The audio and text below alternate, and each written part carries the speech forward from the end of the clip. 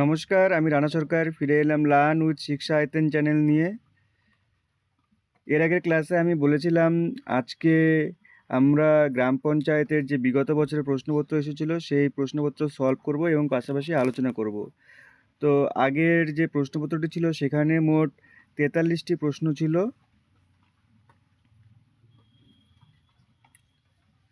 GK থেকে ছিল 10টি প্রশ্ন,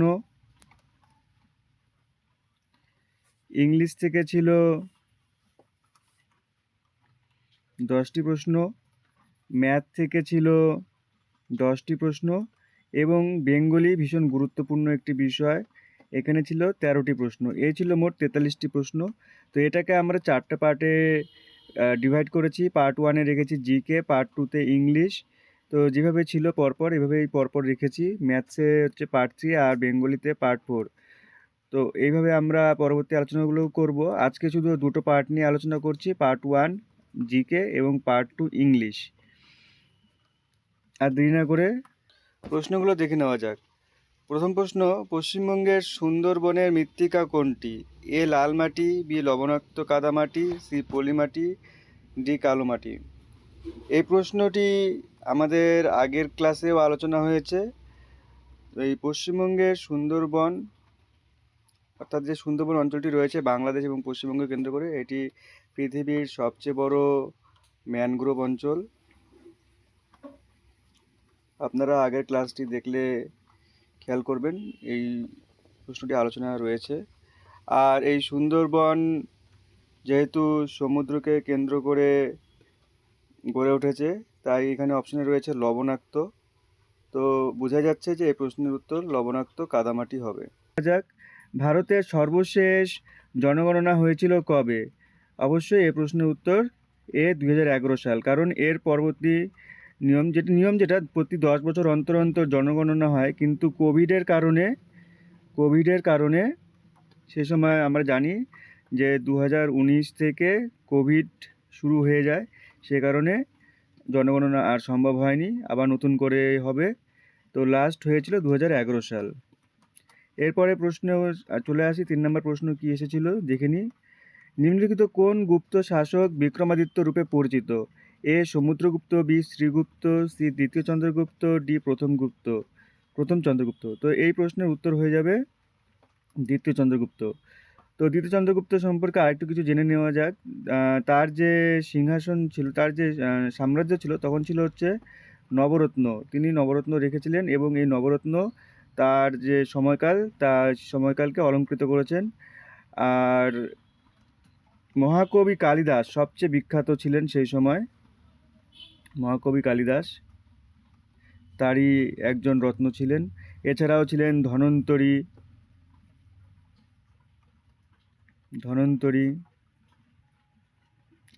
বরাহমিহির। ঠিক আছে, আর চলে আসি 4 নম্বর প্রশ্নে। 4 নম্বর প্রশ্নটি ছিল পশ্চিমবঙ্গের উত্তরপ্রবাহী নদী কোনটি? A Teesta, Jaldhaka, Raidak, B Ganga Brahmaputra, C Teesta Ganga, D Ganga Damodar. এটি এলিমিনেট করা আরও ভীষণ সহজ, কারণ সবগুলোতেই দেখুন আপনারা গঙ্গা রয়েছে। এই গঙ্গা হচ্ছে দক্ষিণবঙ্গের নদী। আর এখানে রয়েছে তিস্তা, জলঢাকা, রায়ডাক। তা সুতরাং এই প্রশ্নের উত্তর হয়ে যাচ্ছে এ তিস্তা, জলঢাকা, রায়ডাক। এই তিনটি নদী হিমালয় থেকে উৎপন্ন হয়ে ব্রহ্মপুত্রতে গিয়ে মিলেছে। তো অবশ্যই এই প্রশ্নের উত্তর তিস্তা, জলঢাকা, রায়ডাক। পশ্চিমবঙ্গের রাজধানী অবস্থিতি কোথায়? এ কর্কটক্রান্তি উপর। যারা একটু পড়াশোনা করেছিল সেই সময় তারা অবশ্যই এই প্রশ্নের উত্তর দিতে পেরেছে। কর্কটক্রান্তির নিকট, নিরক্ষরেখার নিকট, মকরক্রান্তির নিকট। তো আমরা এর আগে ক্লাসে আলোচনা করেছিলাম পশ্চিমবঙ্গের রাজধানী কোথায় ছিল, কলকাতা। তো বলেছে পশ্চিমবঙ্গের রাজধানী যে কলকাতা রয়েছে, এটি কার নিকট রয়েছে? কর্কটক্রান্তি। এটা একটি ভূগোল থেকে প্রশ্ন, কর্কটক্রান্তির নিকট না কর্কটক্রান্তির উপর। তো এই দুটো প্রশ্ন তো হবে না, এই দুটো প্রশ্নের উত্তরের দুটো এলিমিনেট হয়ে গেল। তো পাশাপাশি থাকলো কর্কটক্রান্তির উপর, কর্কটক্রান্তির নিকট। তো কর্কটক্রান্তি হচ্ছে যে রেখা, এই রেখাটা গেছে পশ্চিমবঙ্গের 5টি জেলার উপর দিয়ে। ঠিক আছে, সে 5টি জেলা কি কি? বর্ধমান, ঠিক আছে, বর্ধমান। তো এই বর্ধমানই রয়েছে পূর্ব এবং পশ্চিম। ঠিক আছে, 2টি জেলা হয়ে গেল। নদিয়া, 3টি জেলা হয়ে গেল। বাঁকুড়া আর হচ্ছে পুরুলিয়া। তাহলে বুঝতে পারছি যে কলকাতার উপর দিয়ে কলকাতার উপর দিয়ে কর্কক্রান্তি যায়নি, তাহলে এই উত্তরটি হয়ে যাবে বি, কর্কক্রান্তির নিকট। ঠিক আছে, আর যদি প্রশ্ন আসতো ভারতের কোন কোন রাজ্যের উপর দিয়ে কর্কক্রান্তি রেখা গেছে, তাহলেই একটা ট্রিক্স আমাদের মনে রাখতে হবে। সেই ট্রিক্সটি হলো কর্কট মিত্র, এখানে লেখার জায়গা নেই, আমি বলে দিচ্ছি, আপনার খাতায় লিখে নেবেন। কর্কট মিত্র গামছা পরা ছাড়ল। আচ্ছা, কর্কট মানে হচ্ছে তো কর্কট ক্রান্তি, গামছা মানে গামছাতে গ রয়েছে, তো এটা হয়ে গেল। আচ্ছা, কর্কট মিত্র, মিত্রতে রয়েছে মিজোরাম, মিত্রতে রয়েছে মিজোরাম, মিজোরাম। ঠিক আছে, মিজোরাম। আর গামছাতে গ রয়েছে, গতে গুজরাট, মতে রয়েছে মধ্যপ্রদেশ, ছতে রয়েছে ছত্তিশগড়। ঠিক আছে, ছত্তিশগড়। গামছা পরা, পতে হচ্ছে পশ্চিমবঙ্গ, পরা, পরাতে রাজস্থান, ছাড়লো ঝাড়লো ঝাড়খণ্ড। ঠিক আছে, ছাড়লো ঝাড়লো ঝাড়খণ্ড।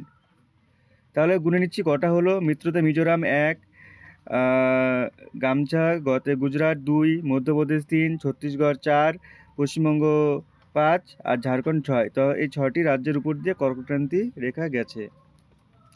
চলে আসি 6 নম্বর প্রশ্নে। 6 নম্বর প্রশ্নে রয়েছে বি জাতীয় কোনটি, অর্থাৎ বেমানান।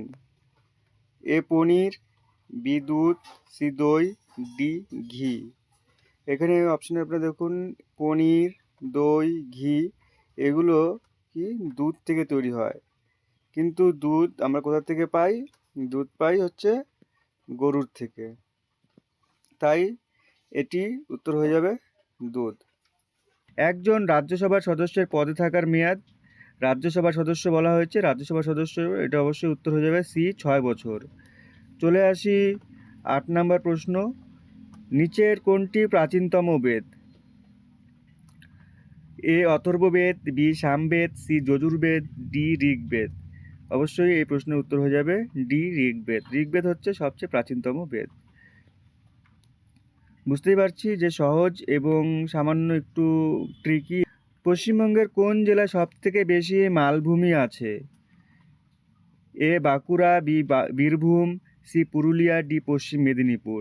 অবশ্যই সি পুরুলিয়া হয়ে যাবে, কারণ এটি হচ্ছে ছোট নাগপুর, ছোট নাগপুর মালভূমির অংশ, তাই এটি হয়ে যাবে সবচেয়ে বেশি মালভূমিযুক্ত অঞ্চল পুরুলিয়া। হিমালয় পাদদেশের সমভূমি দার্জিলিং কী নামে পরিচিত? অবশ্যই এই প্রশ্নের উত্তর হয়ে যাবে তরাই।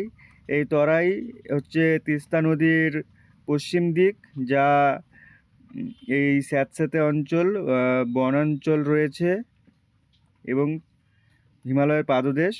আর ডুয়ার্স যেটা রয়েছে সেটা হচ্ছে জলপাইগুড়ি এবং আলিপুরদুয়ার অঞ্চলটাকে ডুয়ার্স বলা হয়, তিস্তা নদীর পূর্ব দিক। আমাদের এর আগের ক্লাসে এই প্রশ্নের অন্যরকমভাবে আলোচনা করা হয়েছে, দেখে নিতে পারেন।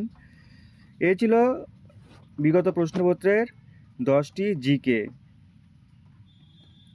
এরপরেই রয়েছে ইংলিশ পার্ট 2। চলে আসি ইংরেজি আলোচনায়। তো ইংরেজিতে আমরা দেখতে পেয়েছি, যারা কোশ্চেন এখনও পর্যন্ত দেখেছি, ইংরেজিতে প্রিপোজিশনটা অনেক রেখেছে। ঠিক আছে, প্রিপোজিশন, আর্টিকেল আর সিনোনিম আর অপোজিট হচ্ছে একটা একটা করে ছিল, প্রিপোজিশনটা ভীষণ ছিল। তো দেখো প্রথম কোশ্চেনই রয়েছে, he is dash the phone right now. Option রয়েছে A in, B at, C on, D with. এই প্রশ্নের উত্তর হয়ে যাবে on. He is on the phone right now, কারণ ফোনের উপরে থেকে আমরা কথা বলি, তাই he is on the phone right now. 12 number question কী ছিল? I have no desire dash fame, fame মানে হচ্ছে খ্যাতি, আর ডিজায়ার অর্থাৎ আকাঙ্ক্ষা। ঠিক আছে, এটা হয়ে যাবে for.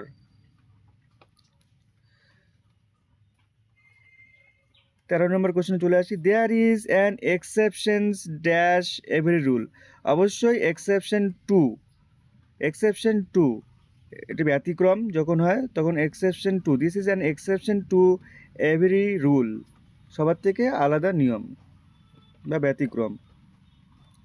Rama is dash M A in English. Normally আমরা কি জানি, ভাওয়েলের আগে এ অথবা অ্যান বসে এবং কনসোনেন্টের আগে, ভুল বললাম, ভাওয়েলের আগে হচ্ছে অ্যান বসে, আর কনসোনেন্টের আগে এ বসে।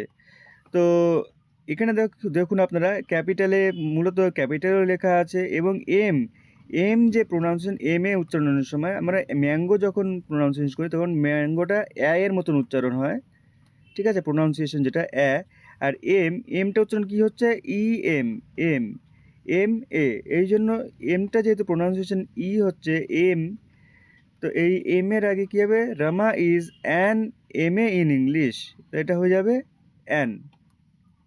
বুঝতে পারলাম। চলে আসি 15 নম্বর কোশ্চেনে। The sun rises dash the sky, A on, B in, C under, D at. দেখুন, দ্য সান রাইজেস প্রথমে যদি আমরা না পারি তাহলে আমরা যদি শিখতে হবে হচ্ছে কোশ্চেন মোটামুটি এলিমিনেট করা। নিশ্চয়ই সান রাইজ অর্থাৎ উদয় হচ্ছে, আন্ডার হবে না, আন্ডার ক্রস করে দেব। তো এবার আকাশের মধ্যে থেকে উদয় হয়, তাই তো, তাই জন্য এটা হয়ে যাবে in, the sun rises in the sky.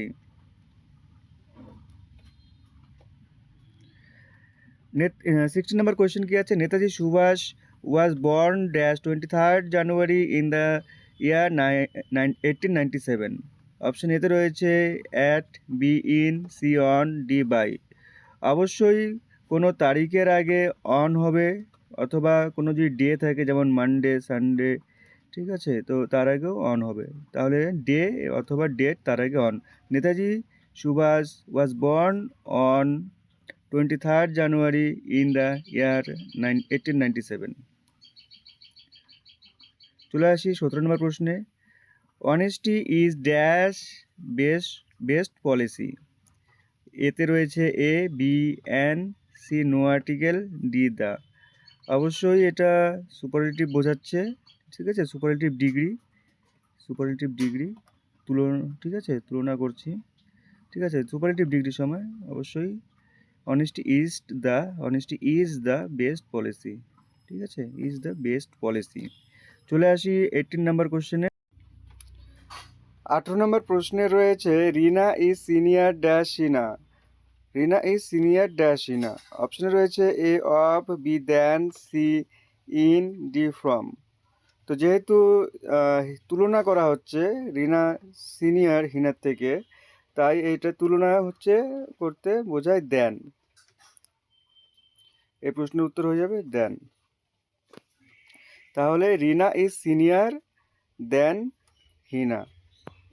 এবার বলেছে nearest meaning of authentic. Authentic মানে আমরা জানি, আমরা কথায় বলি যে ইউজ করি এই শব্দটা অথেন্টিক, এই লাইনটা অথেন্টিক কিনা বা এই দলিলটা অথেন্টিক না কিনা, এইভাবে আমরা বিভিন্ন সময় এক্সাম্পল দিই। তো অথেন্টিক বলতে আমরা কি বুঝি, খাঁটি বা আসল, তাই তো। তো বলছে নিয়ারেস্ট মিনিং মানে এর কাছাকাছি কোন অর্থটা যায়, জেনুইন, ফেক, রিয়েল, ট্রু। তো ট্রু মানে হচ্ছে সত্য, রিয়েল মানেও প্রায় সত্যের কাছাকাছি, ফেক মানে হচ্ছে মিথ্যা, জেনুইন। তো এই নিয়ারেস্ট মিনিং হচ্ছে এর উত্তর হয়ে যাবে খাঁটি অর্থে আমরা জেনুইনই ইউজ করে থাকি, জেনুইন। আজকের শেষ প্রশ্ন 20 নম্বর প্রশ্ন। এই 20 নম্বর প্রশ্নটি রয়েছে opposite meaning of slipshod. Opposite meaning of slipshod অর্থাৎ স্লিপ শট মানে হচ্ছে যেটাই হচ্ছে অগোছালো অবস্থায় রয়েছে, অগোছালো বা অযত্নে রয়েছে, ঠিক আছে। তাহলে এখানে আমরা এর অপোজিট মিনিং যেটা কি হবে, তাহলে কেয়ারলেস মানেও হচ্ছে নিজের যত্ন নিচ্ছে না বা কারো যত্ন নিচ্ছে না, কেয়ারলেস রয়েছে। আনটাইডি মানে নোংরা, লেজি মানে অলস। তাহলে এর মানে দেখুন তিনটে কোশ্চেনের মধ্যে একটা কমন জিনিস পাচ্ছি, এগুলো প্রায় একই, লেজি, আনটাইডি, কেয়ারলেস। যদি আমরা উত্তরটা একটু কমন খুঁজে দেওয়ার চেষ্টা করি, স্লিপ শট মানেটা হয়তো জানি না, তখন দেখব যে কেয়ারলেস, আনটাইডি, লেজি এগুলো প্রায় একই রকমের। কেয়ারফুলটা আবার এদের থেকে আলাদা, এদের তিনটে শব্দেরই আলাদা বোঝাচ্ছে।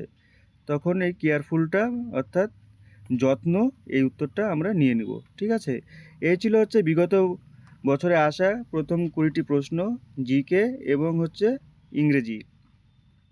আজকে এই পার্ট 1 আর পার্ট 2 এর দুটো মিলিয়ে 20টি প্রশ্ন আলোচনা করে নিলাম। এরপরে হচ্ছে ম্যাথস এবং জিকে মোট 23টি প্রশ্ন নিয়ে আসবো, পাঠ করেই নিয়ে আসবো, কারণ বাংলাটা আলোচনা করতে হবে 13টা প্রশ্নে, ব্যাকরণ রয়েছে তাই, এবং ম্যাথসটাও দেখাতে হবে, সময়ের ব্যাপার। তো আপনারা জানাবেন আপনাদের কেমন লাগলো আজকের এই ক্লাসটি। ধন্যবাদ, সঙ্গে থাকুন, সাবস্ক্রাইব করুন, লাইক করুন, কমেন্ট জানান। দেখা হচ্ছে পরের ক্লাসে।